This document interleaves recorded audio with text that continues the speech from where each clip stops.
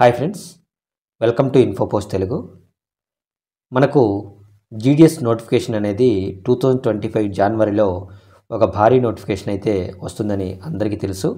నేను కూడా ఇంతకుముందు వీడియోలో కూడా మీకు దాని గురించి వివరంగా చర్చించాను.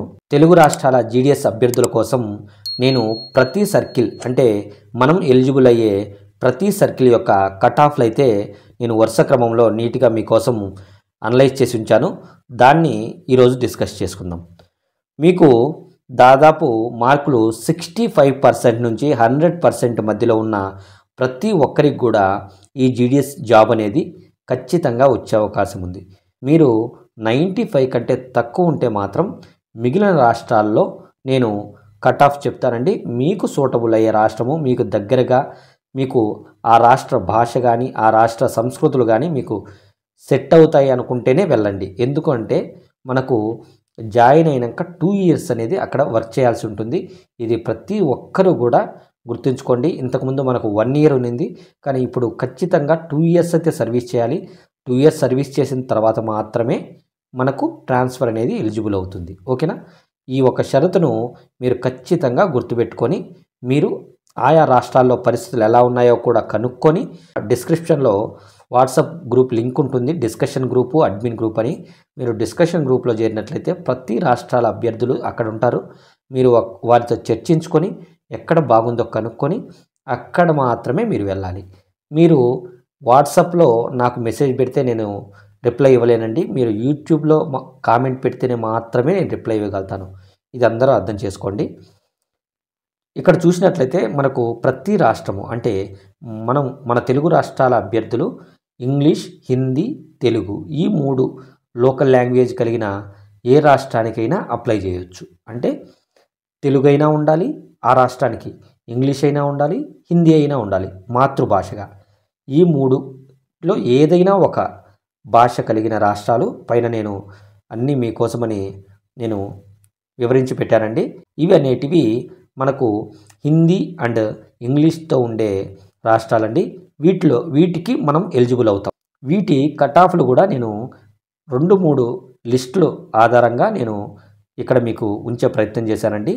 మీరు ఇక్కడ చూసినట్లయితే బీహార్ 90 to 100% మధ్యలో వారికి ఇక్కడ పోస్టులు వచ్చే అవకాశం ఉంటుంది.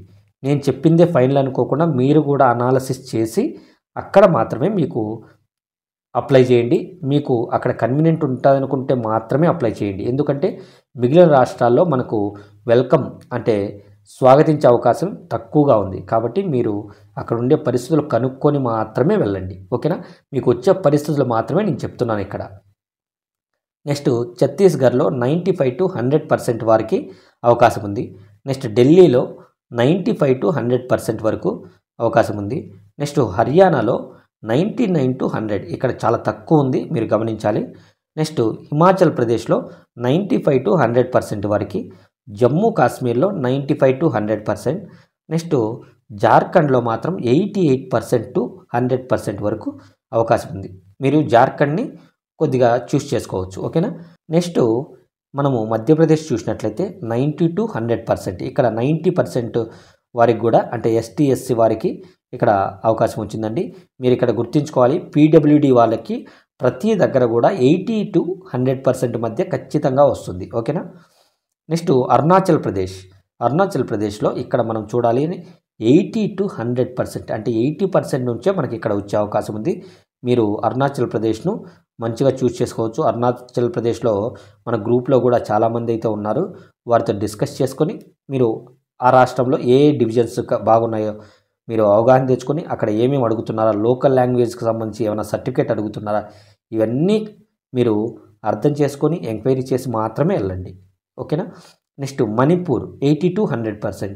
మణిపూర్లో కూడా కొద్దిగా పరిస్థితులు అయితే కొద్దిగా విభిన్నంగా ఉంటాయి. కాబట్టి మీరు అక్కడ ప్రాపర్గా మీరు కనుక్కొని మాత్రమే వెళ్ళండి. మనకు తక్కువ ఉండే అంటే కట్ ఆఫ్ తక్కువ ఉండే రాష్ట్రాల్లో కొద్దిగా ఇబ్బంది పరిస్థితులు ఉంటున్నాయి. కాబట్టి మీరు దాన్ని కూడా అవగాహన చేసుకొని మాత్రమే వెళ్ళాలి. ఓకేనా? నెక్స్ట్ మేఘాలయ ఇక్కడ చూడండి 65% ఉన్న వారికి కూడా జాబ్లు వస్తున్నాయి. నెక్స్ట్ నాగాల్యాండ్ 90 to 100% ఉంది. నెక్స్ట్ చండీగఢ్ 90 to 100% ఉంది. నెక్స్ట్ రాజస్థాన్ 95 to 100% ఉంది. కాబట్టి ఇక్కడ ఏవైనా మీకు నేను ఏవైనా మిస్ చేస్తుంటే ఖచ్చితంగా కామెంట్లో చెప్పండి. ప్రాపర్‌గా అంతా చెక్ చేసుకొని మాత్రమే మీరు అప్లై చేయండి. ఇంకా మీకు నోటిఫికేషన్ వదిలిన తర్వాత కూడా మీకు ఖచ్చితంగా ఇటువంటి వీడియోస్ నేను చేస్తూనే ఉంటాను. మీకు ఖచ్చితమైన గైడెన్స్ త్వరలో ఇంకా ఇస్తాను. ఓకేనా? ఖచ్చితంగా నా ఛానల్‌ని అయితే ఫాలో అవ్వండి. దయచేసి మీకు ఎటువంటి డౌట్ ఉన్నా కామెంట్ చేయండి. ఈ వీడియో క్రమంలో మీకు నచ్చినట్లయితే ప్లీజ్ లైక్ చేయండి. దయచేసి ఛానల్ అయితే సబ్స్క్రైబ్ చేసుకోండి. Thank you.